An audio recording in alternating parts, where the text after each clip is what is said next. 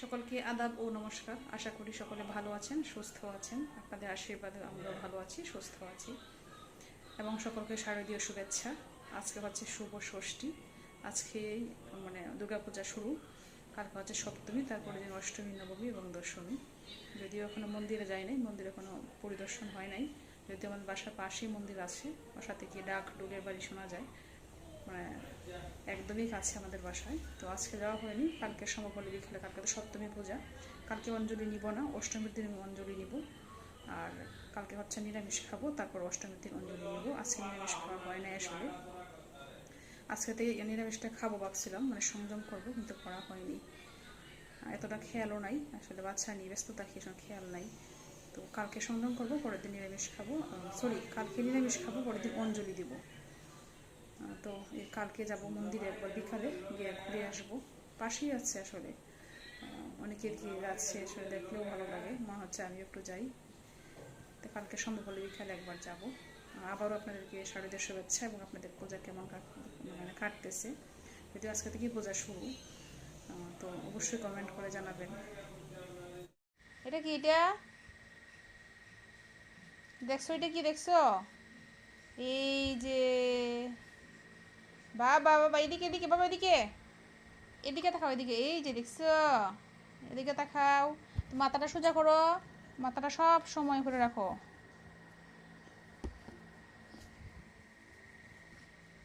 ঠান্ডা লাগবো, ঠান্ডা। বাবা হাসে, বাবাটা হাসতেছে। সিদ্ধার্থ কুলে উঠছে, বাবা কুলে উঠছে। বাবা কুলে উঠতে হবে বাবা। কোথা লাগছে তোমার? না না না না না, কোথা লাগছে বাবা? ডাকবো বাবা, দেখ কোথা লাগছে। না বাবা, না বাবা, হাঁটি বাবা। হ্যাঁ, একটু আগে তুমি খাইছো বাবা? একটু আগে তুমি খাইছো না বাবা? ও, আমরা একটু হাঁটি। হ্যাঁ বাবা, এটা কি দেখো তো? এটা কি? এটা কি? এটা এটা এটা এই যে এই যে দেখো, এটা কি? এটা দেখছো? এটা কি? এটা কি? এটা এই যে দেখো, এই যে দেখছো? এই যে দেখো, দেখছো তুমি বাবা? এদিকে ট্রায়াল চলতেছে, কেমন লাগে দেখা হইতেছে। কিরে পূর্বা, কেমন লাগে? যে খানের লাগাইছো, কান তো ছিঁড়ে ফেলে দিব। দেখি দেখি একটু দেখা, দেখি আমরা একটু দেখি তোরে, তাকা একটু দেখি। মা গো মা, যে ড্রেস, যে গরম লাগবো। কানের যে দুল দিছো তুমি, যে ভারী। তুমি না দেখলে কি হয়ে যায় না? তোমার দেখা যায়, গ্লাসের মধ্যে তোমার দেখা যায়। কানের দুলটা তো অনেক সুন্দর হয়েছে, যদি অনেক ভালো না। কত নিচ্ছে এগুলো? 200 টাকা কম লাগতেছে। এই চুড়িগুলো কিনছো? কত নিচ্ছে এগুলো? 40। এখন কি কোথাও যাইবে নাকি? না,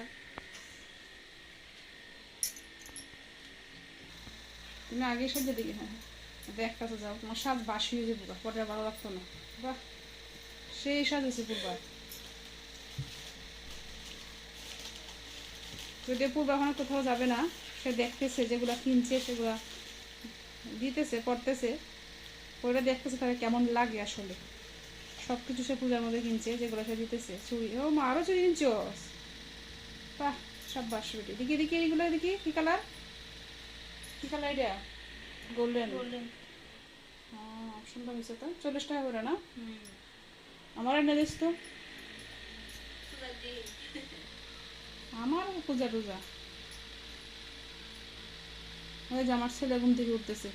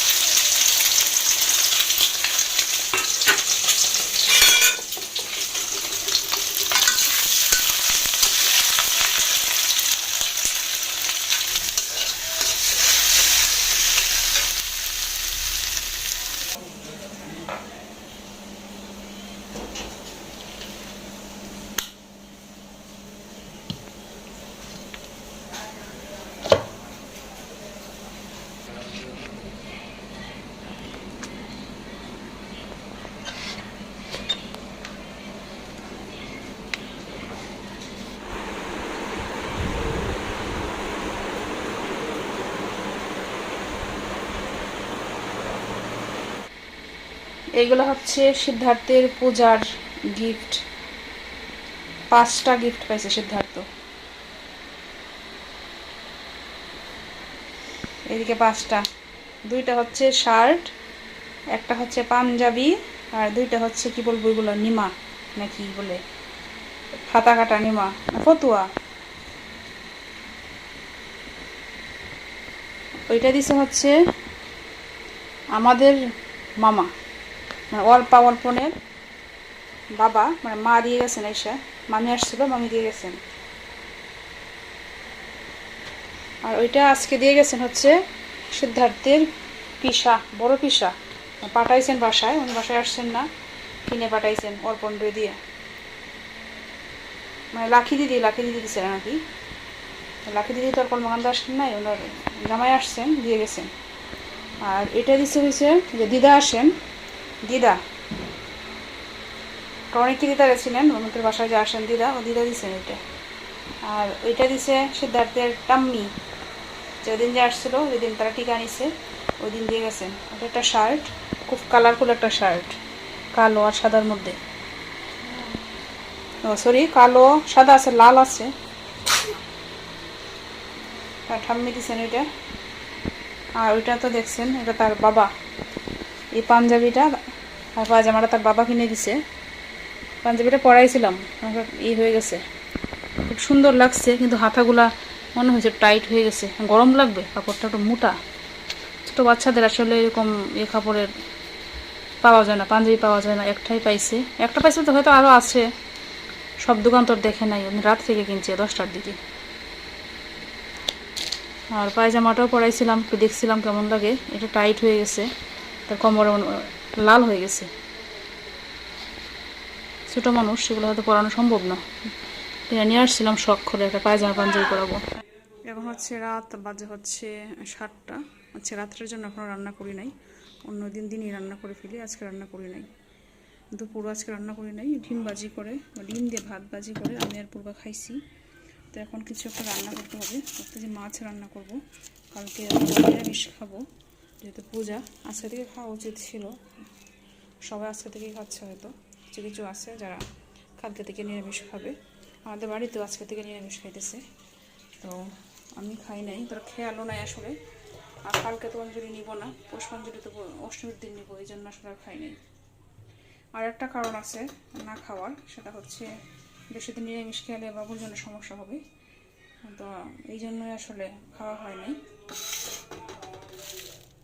ভাবতেছি কালকে সপ্তমীর দিন খাবো, অষ্টমীর দিন পুষ্পাঞ্জলি দেবো, এবং ইচ্ছা আছে নবমীর দিনও দেওয়ায়। আসলে 1 বছর পর একটা পূজা আসছে, আর অঞ্জলি দিব না মায়ের চরণে, এটা কি হয়, আসলে মন মানে না, তো দেখি, দেওয়ার খুব ইচ্ছে আছে, চেষ্টা করবো দেওয়ার।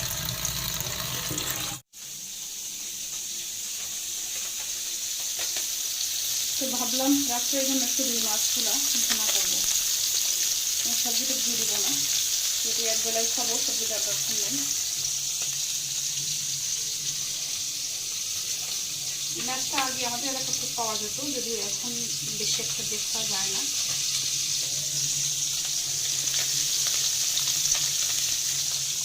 পেঁয়াজ কেটে রাখছি, আর একটু রসুন দিচ্ছি, এগুলো ভুনা করবো।